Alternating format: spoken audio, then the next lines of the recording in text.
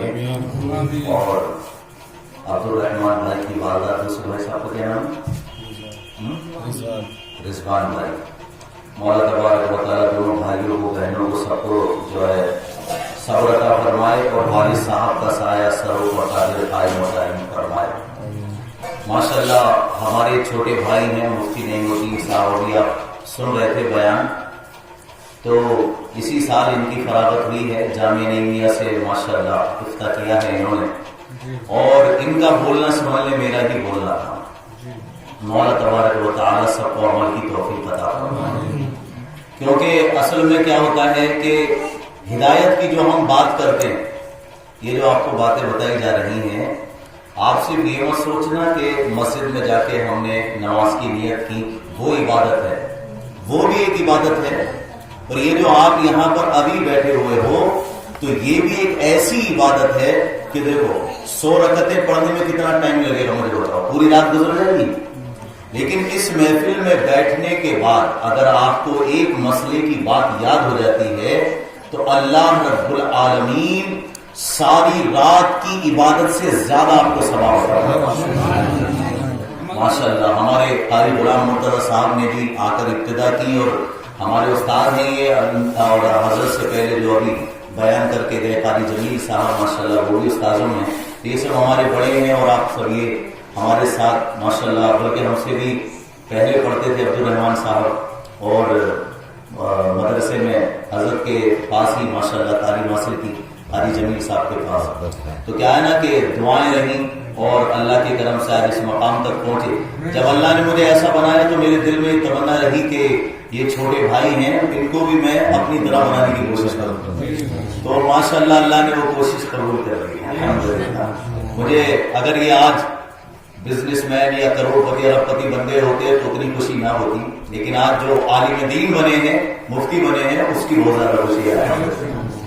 کیونکہ دیکھو بڑے بڑے کروڑ پتی ارب پتیوں کو ہم نے دیکھ لیا آج قبروں میں ہے، وہ ٹھیک ہے جو تھا ان کا وہ دنیا میں چھوڑ گئی، لیکن یہ جو دین کا علم ہے نا یہ قبر میں گیا ہے، ساتھ جانے والی تعلیم ہے یہ. ابھی آپ غور کرو، ہاں مولا علی شیر خدا فرماتے ہیں کہ جو دولت ہے وہ ایسی، دولت کی حفاظت کون کرتا ہے؟ ہم کرتے ہیں، لیکن علم جو ہے وہ تمہاری حفاظت کرتا ہے. دولت کی حفاظت اللہ جزائے خیر عطا فرمائے، دولت کی حفاظت تم کرتے ہو اور علم جو ہے تمہاری حفاظت کرتا ہے. یہ ماشاءاللہ، اور علم تمہیں عزت دیتا ہے، مقام دیتا ہے. مولا علی شیر خدا تو فرماتے تھے کہ اگر مجھے کوئی دین کی ایک بات بتا دے گا، کون کہہ رہے ہیں؟ مولا علی، کہ دین کی کوئی ایک بتا دے، ایک بات بتا دے، ایک مسئلہ مجھے سکھا دے تو میں اس کا غلام بننے کے لیے تیار ہوں، بلکہ وہ علم کی بات بتانے والے کا میں غلام ہوں. چاہے تو مجھے بازار میں لے جا کر بیچ دے، میں اس کی بات پر بکنے کے لیے بھی تیار ہوں. یعنی کہ علم کی بات کو اتنی اہمیت ان کی نظر میں یہ بات تھی. اب دیکھو یہاں پر ماشاءاللہ ہمارے قاری صاحب بھی جو ہے قرآن سکھاتے ہیں، بچوں کو پڑھاتے ہیں، آپ نے بھی اپنے بچوں کو پڑھایا. اب ہماری نظر میں کیا ہوتا ہے سب سے بہتر انسان کون ہے؟ ہم سوچتے ہیں ہم نے بڑی بلڈنگ بنا دی تو ہم بہتر ہو گئے، ہم نے اچھا مکان تعمیر کر لیا ہم بہتر ہو گئے، زمین جائیداد خریدی ہم بہتر ہو گئے. ایسا ہمارا ذہن، یا ہمارا بیٹا ڈاکٹر انجینئر بن گیا تو ہم بہتر ہو گئے، یہ ہماری سوچ ہوتی ہے.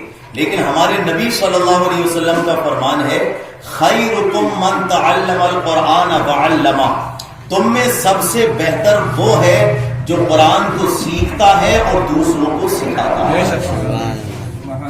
اب یہ جو محفل ہو رہی ہے قرآن کو سیکھنے اور سکھانے والی ہو رہی ہے، یہ محفل بھی اسی سے تعلق رکھتی ہے. آپ کو جو یہاں پر بات بتائی جا رہی ہے کہ حضرت نے بتایا نا 4 چیزوں میں سے تم ایک تو بن جاؤ، یعنی کہ کیا فرمایا؟ جو بھی تمہارے پاس مسائل تو آئیں گے، اولاد ہے، ماں باپ ہیں، حالات ہیں، آپ کو رزق تو کمانا ہے، مال تو کمانا ہے، لیکن اس کو حلال طریقے سے کمانا ہے. جو آپ کے نصیب میں ہے وہ آپ کو ضرور ملے گا. کہاں سے ملے گا، کیسے ملے گا، اس کی ٹینشن تم چھوڑو. تم صرف یہ کوشش کرو کہ یا اللہ مجھے اس قابل بنا کہ میں اپنی اولاد کے پیٹ میں حرام لقمہ نہ ڈالوں بس، اور خود بھی کسی کا حق مار کے نہ کھاؤ. تو اگر آپ یہ کوشش کریں گے تو آپ کے نصیب کا رزق آپ کو مل جائے گا. اور وہ اللہ کے نبی فرماتے ہیں ابن آدم کو اس وقت تک موت نہیں آ سکتی جب تک وہ اپنے نصیب کا رزق نہ کھائے.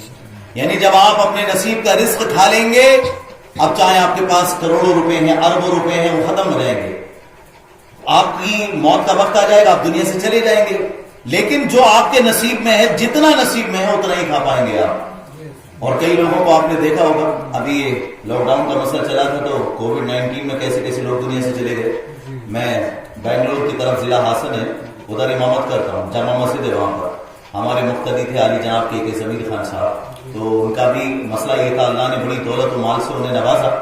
پر کیا ہے کہ جب انتقال کا وقت آیا تو پھر یہ کہ 1-1 لاکھ روپے کا بھی انجیکشن ان کے لگ گیا، تو پھر بھی جب موت تھی نصیب میں تو وہ چلے گئے دنیا سے. پتہ یہ چلا، ہاں، جبکہ اس علاقے میں بہت زیادہ ان کا اثر و رسوخ تھا. لیکن یہاں سے کیا پتہ چلتا ہے کہ ایک دن مرنا ہے، آخر موت ہے. کر لے جو کرنا ہے، آخر موت ہے. ملک عالم میں فنا ہر شے کو ہے، سن لگا کر کان، آخر موت ہے. بارہا علمی تجھے سمجھا چکے، مان یا مت مان، آخر موت ہے. اور کہا کہ کر لے توبہ، رب کی رحمت ہے بڑی، ورنہ تجھ کو قبر میں ہوگی سزا بہت کڑی. اور آگے فرمایا، بے وفا دنیا پہ مت کر اعتبار، تو اچانک موت کا ہوگا شکار. موت آ کر ہی رہے گی یاد رکھ، جان جا کر ہی رہے گی یاد رکھ. گر جہاں میں 100 برس تو جی بھی لے، قبر میں تنہا قیامت تک رہے. موت آئی پہلوا بھی چل دیے، خوبصورت نوجوان بھی چل دیے.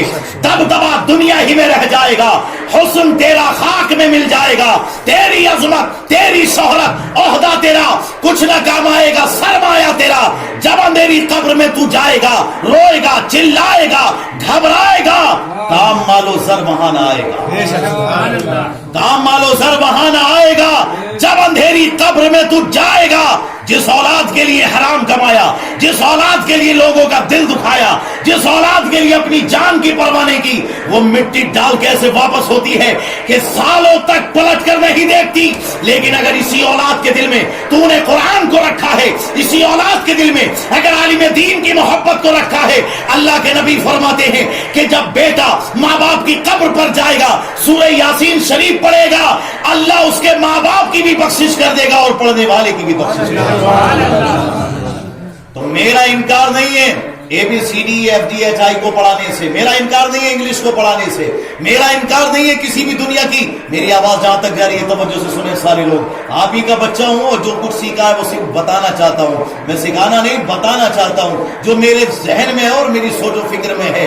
کہ سنو، قبر پر جا کر تم دنیا کی تعلیم کو نہیں پڑھ سکتے، لیکن اگر قرآن سینے میں ہے، جیسا کہ آپ کو بتایا گیا کہ قل هو الله احد اللہ الصمد لم یلد ولم یولد ولم یکن لہ کفوا احد.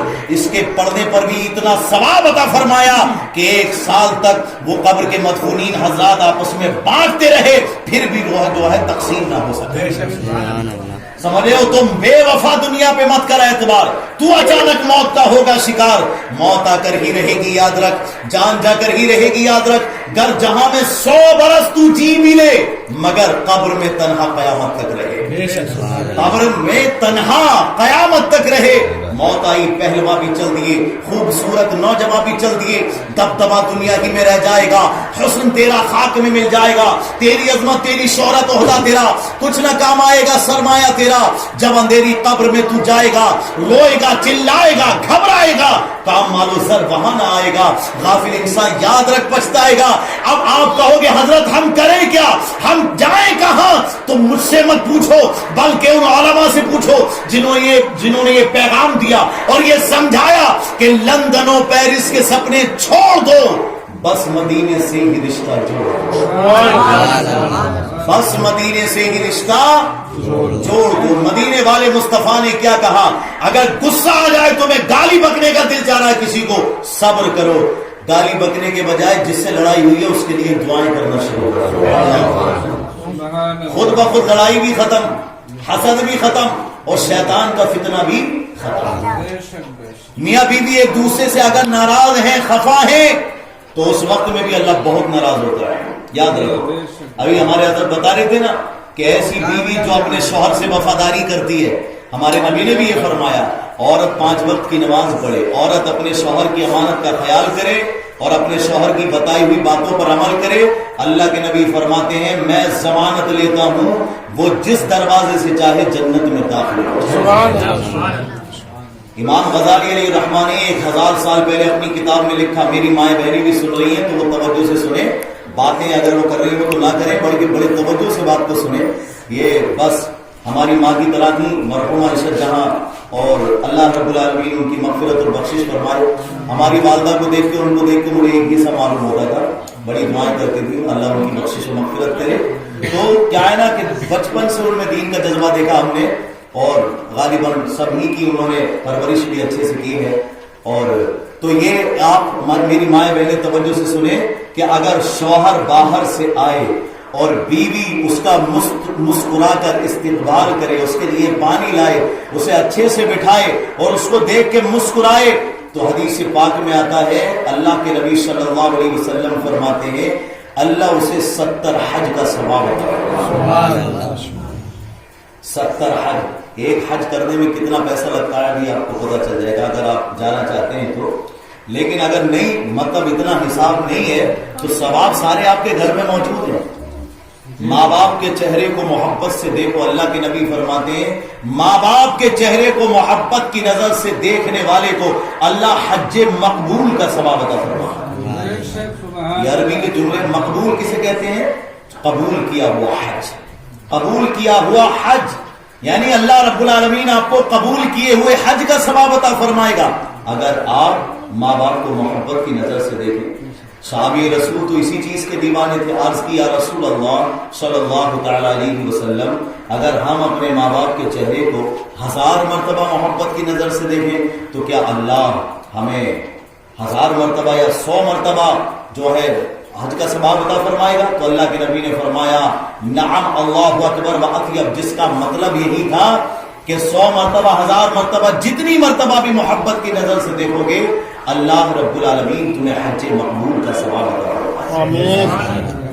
ماشاءاللہ کتنی یہ جو ہے بات آپ سوچیں, کتنی فکر کی بات اور کتنی بہترین بات ہے کہ ماں باپ کے چہرے کو دیکھنا اتنی عبادت ہے, تو ان کی خدمت کرنا کتنی بڑی عبادت ہے. جب چہرے کو ہی دیکھنا, وہ ابھی آئیں گے انشاءاللہ, ٹینشن نہ لیں, ابھی گئے ہیں آئیں گے. درود پاک میں اللہم صلی علی سیدنا و مولانا محمد مبارک وسلم صلی اللہ تعالی علیہ وسلم. اور یہ جو محفل ہو رہی ہے ابھی آپ یہاں پر سن رہے ہیں, یہ جگہ ابھی یہ نہ سوچیں کہ صرف یہ عبد الرحمان بھائی یا رضوان بھائی کا یہ گھر ہے یا ان کے والد صاحب کا گھر ہے. جب تک ذکر ہوگا یہ جنت کی کیاری میں سے کیا ہے. ہمارے قاری صاحب موجود ہیں, ان سے پوچھیں, واقعی حدیثوں میں یہ بات آئی ہے جنت کی کیاری میں سے کیاری ہے. ماں بہنیں اوپر سن رہی ہیں, وہ بھی نہ سوچیں کہ ہم کسی کے گھر میں بیٹھے, بلکہ ابھی جنت کی کیاریوں میں بیٹھے. اس لیے بار بار ذکر کرایا کرو. ایک خوشی کی بات اور بتا دوں میں, جنت میں جانے والوں کی یہ شان ہوتی ہے کہ ان کو جو بھی وہ دل میں دعا کرتے ہیں اللہ رب العالمین ان کی دعا کو قبول کرتا ہے. آج آپ یہاں پر بیٹھے, اپنے دل میں اگر کوئی غم ہے, پریشانی ہے, تو درد ہے, آپ اس محفل میں بیٹھ کے الحمدللہ اس پریشانی کو ختم کرنے کے لیے دعا کریں گے. اس محفل کی برکت سے وہ پریشانی آپ کی دور ہو جائے گی, آپ کا غم دور ہو جائے گا. اگر آپ کو جسم میں درد ہے, سر میں درد ہے, بسم اللہ الرحمن الرحیم 100 مرتبہ پڑھ کے پانی پہ پھونک کے آپ پی لیجیے, انشاءاللہ آپ کے جسم کو اللہ نئی طاقت عطا کرے. قرآن میں کیا موجود نہیں ہے, سب کچھ موجود ہے. اس کو پڑھ کے تو اگر آپ مردے پہ پھونک دیں تو آج بھی اتنی طاقت ہے کہ اگر زبان سچی ہے تو مردہ بھی اٹھ کے کھڑا ہو جائے. یہی تو کیا کرتے تھے اللہ والے, قرآن کی اتنی تلاوت کرتے تھے, اپنی زبان کو اتنا پاک اور صاف رکھتے تھے, وہ جس نیت سے جو پڑھ دیتے تھے اللہ رب العالمین اس کو. شیخ بابا فرید الدین گنج شکر رحمۃ اللہ علیہ, ان کے پاس آیا نا ایک غریب حضرت, بڑا غریب ہوں, پریشانی کے عالم میں ہوں, مگر پھر بھی مجھے آپ سے محبت تحفہ لے کے آیا ہوں آپ کے لیے. اچھا تحفہ کیا لائے؟ بولے حضرت یہ انڈا ہے, آپ اس انڈے کو قبول فرمائے. حضرت نے کہا کہ ٹھیک ہے ہمیں تیرا تحفہ قبول ہے. اور اس نے جب کہا نا میں بڑا پریشان حال ہوں اور گھر میں فاقے ہو رہے ہیں, بڑی تکلیف کے عالم میں ہوں, تو حضرت نے فرمایا تو نے ہمیں تحفہ دیا, ٹھیک ہے اب یہیں پہ بیٹھ جا. وہ جو انڈا دیا تھا نا اس پہ ہمارے بابا فرید الدین گنج شکر رحمۃ اللہ علیہ نے قل هو اللہ احد اللہ الصمد لم یلد ولم یولد ولم یکن له کفوا احد یہ پڑھ کر اس انڈے پہ پھونکا. جیسے پھونکا تو وہ انڈا سونے کا بن گیا. گولڈ بن گیا، گولڈ سونا بن گیا. آپ کو اس کو کہا کہ دیکھ تو نے مجھے ہدیہ دیا تھا، تحفہ دیا تھا، قبول کیا، اب تو یہ لے لے، یہ میری طرف سے تیرے لیے تھا. سبحان اللہ. ایک انڈا سونے کا بڑی قیمت کا ہو گیا ماشاء اللہ. ساری غریبی پریشانی دکھ تکلیف درد. ارے اللہ والے ہیں، دیتے ہیں سب کچھ، مگر چاہیے ان سے مانگنے کا ڈھب کچھ طریقہ ہونا چاہیے، ادب ہونا چاہیے، احترام ہونا چاہیے. دل میں اس قدر نفرت نہ رکھو، بلکہ اللہ والوں کا، دین کے خادموں کا دل سے عزت کر کے دیکھو، تمہاری تکلیفیں ساری کی ساری اللہ دور فرمائے. سمجھے؟ مطلب دل میں ایک یہ تو زبان سے جو کہہ دے وہ ہو جاتا ہے. ہمارے خواجہ غریب نواز علی رحمہ کے سامنے سے ایک نوجوان گزرا تیر کمان لیے ہوئے. ہمارے خواجہ غریب نواز نے فرما دیا کہ آنے والے وقت میں ایک بچہ دلی کا بادشاہ بنے گا. وقت بدلا اور وہ نوجوان اور بڑا ہوا اور اس نے فتوحات کا سلسلہ شروع کیا، اور کرتے کرتے اس کا عالم یہ ہوا کہ پوری دنیا نے انہیں سلطان شمس الدین التمش کے نام سے یاد کیا. یعنی وقت بدلا اور وہ بچہ بھی بادشاہ بن گیا. تو زبان سے جو نکل جائے وہ ہو جاتا ہے. آج بھی یہ جو دنیا میں دنیا دار ہیں، ان کی اوقات کیا ہے؟ یہ پردھان منتری، یہ راشٹرپتی، یہ سب ہمارے خواجہ کے غلام ہیں. ارے یہ تو ہندوستان ہے. آپ نے سنا نہیں کہ امریکہ میں جب بارک اوباما تھا اس نے چادر بھیجی تھی ہمارے خواجہ غریب نواز کے دربار میں. دنیا کی سپر پاور امریکہ کو مانا جاتا ہے، لیکن وہاں کا راشٹرپتی ہمارے خواجہ غریب نواز کے دربار میں چادر بھیج کر یہ کہہ رہا ہے اور یہ بتا رہا ہے کہ ہم سپر پاور نہیں ہیں، بلکہ یہ اللہ والے سپر پاور ہیں، زمین کے اوپر رہتے ہیں. اور سلام علیکم کہ آپ غور کریں، جب زمین کے اوپر رہتے ہیں تب بھی لوگوں پر حکومت ہوتی ہے. آج زمین کے اندر تشریف فرما ہے مگر دلوں پر ان کی حکومت قائم ہے. تو اللہ والوں کی زبان سے جو نکل جاتا ہے وہ ہو جاتا ہے. قل اللہ واحد پڑھا، انڈے پہ پھونک دیا تو سونے کا بن گیا. اب وہ بڑا خوش ہوا غریب، گھر جا کے بولا بیوی سے مزہ آ گیا، سونے کا انڈا ہے. تو بیوی کہنے لگی یہ تو بڑی خوشی کی بات ہے. کہا یہ خوشی کی بات اور ہے کہ سونے کا انڈا تو مل گیا ہے، لیکن انڈے کو سونا بنانے کی ترکیب بھی مل گئی ہے. بولے وہ کیا ہے؟ بولے حضرت کو میں نے انڈا دیا تھا سونے کا، اور حضرت نے صرف قل اللہ احد کو پڑھا تھا.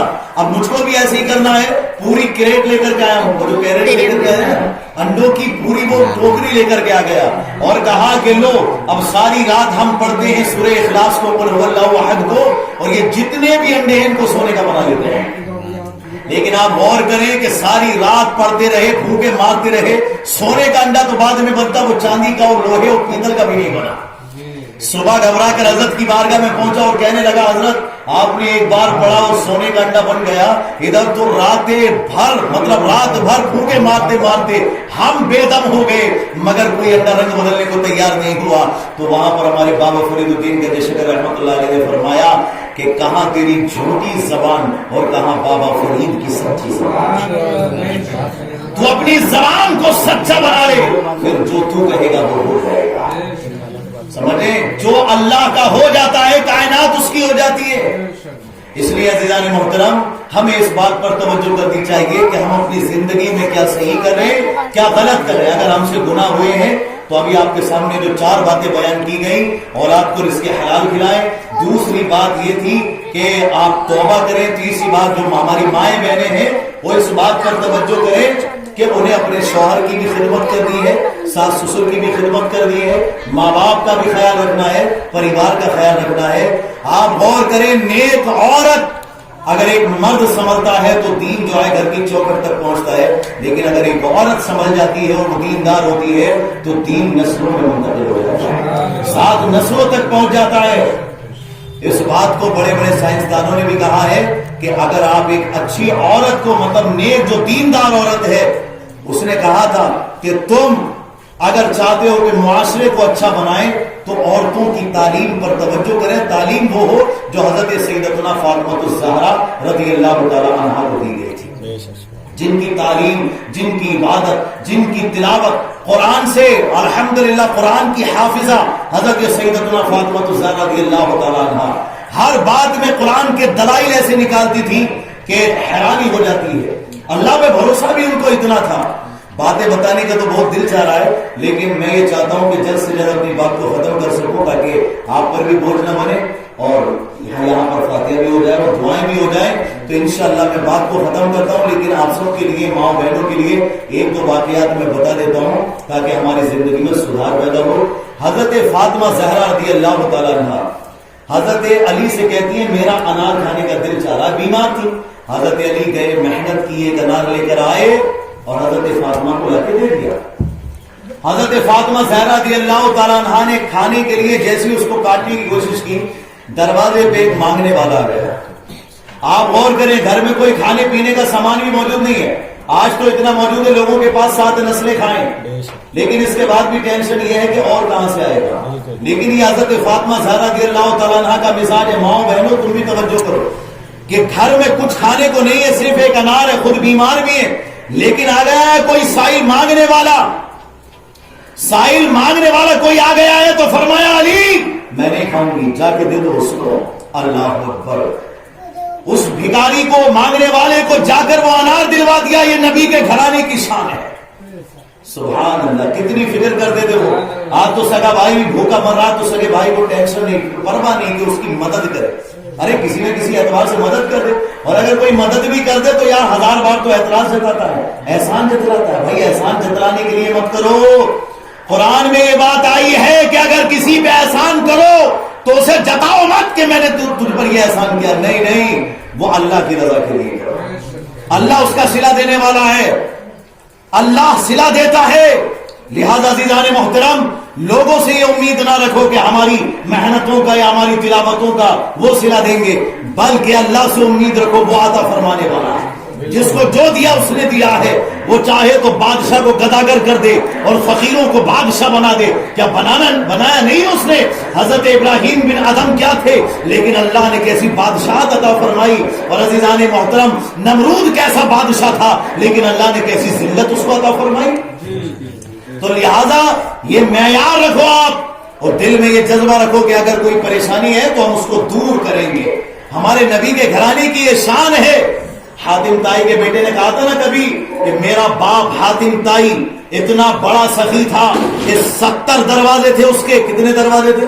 70. جو بھی جس دروازے سے آتا تھا اس کو بھیک ملتی تھی. اگر وہ بھکاری دوسرے دروازے سے آتا تھا اس کو بھیک دیتے تھے. اگر تیسرے دروازے سے وہی بھکاری آ جائے تو میرا باپ حاتم تائی منع نہیں کرتا تھا، 70 دروازوں سے بھی بھیک دیتا تھا. تم بتاؤ تمہارے نبی کا حال کیا تھا؟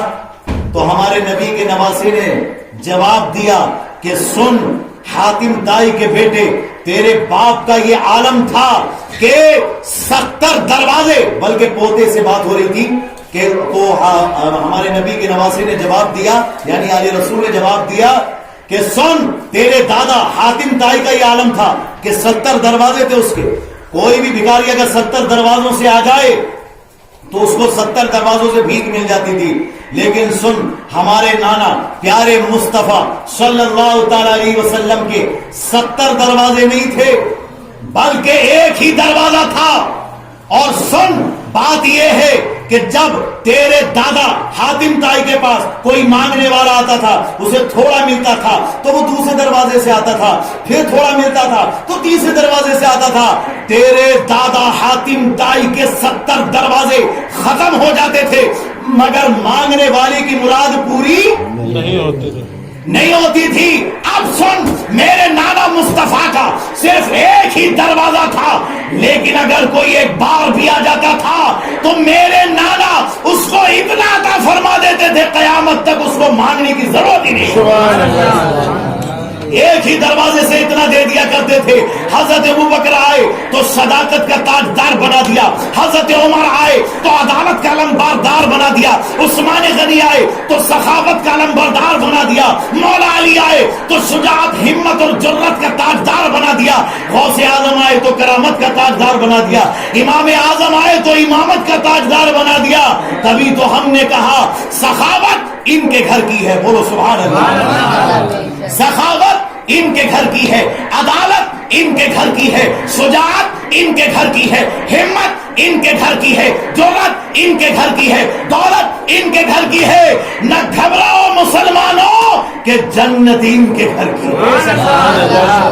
لا ورب العرش جس کو جو ملا ان سے ملا بڑھتی ہے کونین میں نعمت رسول اللہ عرش حق ہے مسند رفعت رسول اللہ کی دیکھنی ہے حشر میں عزت رسول اللہ کی یہ تو ہم قرآن و حدیث کے الفاظ بول رہے ہیں اگر آپ ڈاکٹر ایچ مائیکل ہارٹ سے پوچھو گے تو وہ بھی کہے گا he was the only man in history who was supremely successful on both the religious and secular levels اور مسلمانوں قربان ہو جاؤ انگریز بھی ہمارے نبی کی تعریف میں کہہ رہا ہے کہ کائنات میں مصطفیٰ کے جیسا نہ پہلے آیا تھا نہ بعد میں آئے گا بلکہ سیاست ہو تو ان کا نام سب سے آگے عدالت ہو تو ان کا نام سب سے اوپر ہمت ہو تو نبی سے بڑا کوئی ہمت والا نہیں ہے سخاوت ہو تو ان سے زیادہ کوئی سخی نہیں ہے یعنی ڈاکٹر ایچ مائیکل ہارٹ کہنا چاہتا ہے وہ